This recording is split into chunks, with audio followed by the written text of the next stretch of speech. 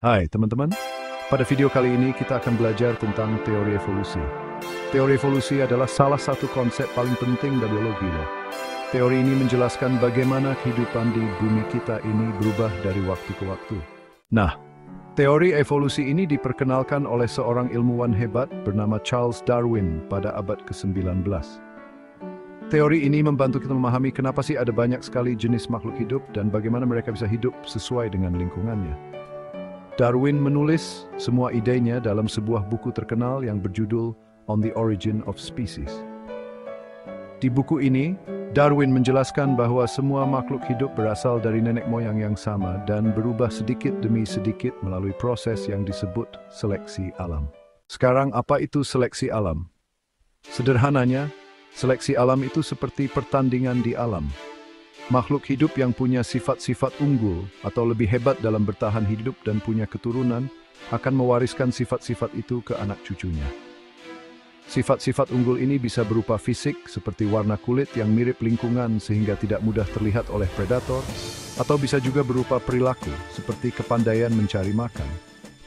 Perlu diingat ya teman-teman, proses evolusi ini tidak terjadi dalam sekejap mata.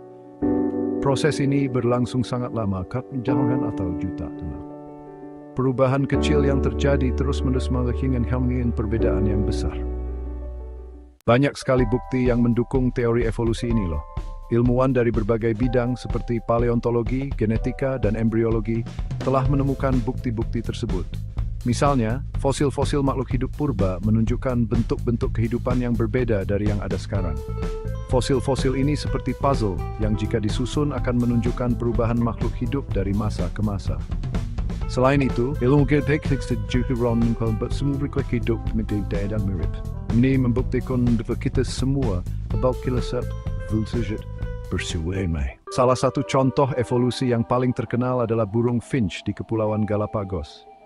Darwin mengamati bahwa bentuk paruh burung-burung ini berbeda-beda, tergantung dari makanan yang mereka makan di pulau tempat mereka tinggal. Burung dengan bentuk paruh yang tepat untuk makanannya akan lebih mudah bertahan hidup dan punya anak. Nah, ini adalah contoh nyata dari seleksi alam. Evolusi tidak hanya mengubah bentuk fisik, teman-teman. Evolusi juga bisa mengubah perilaku, kebiasaan, bahkan cara makhluk hidup bersosialisasi.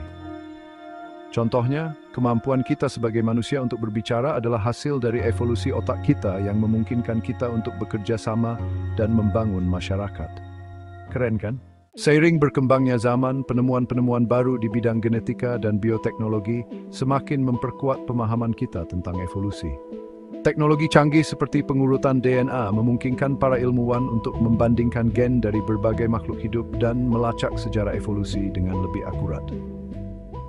Singkatnya, teori evolusi menyediakan kerangka berpikir untuk memahami bagaimana kehidupan di bumi ini bisa begitu beragam.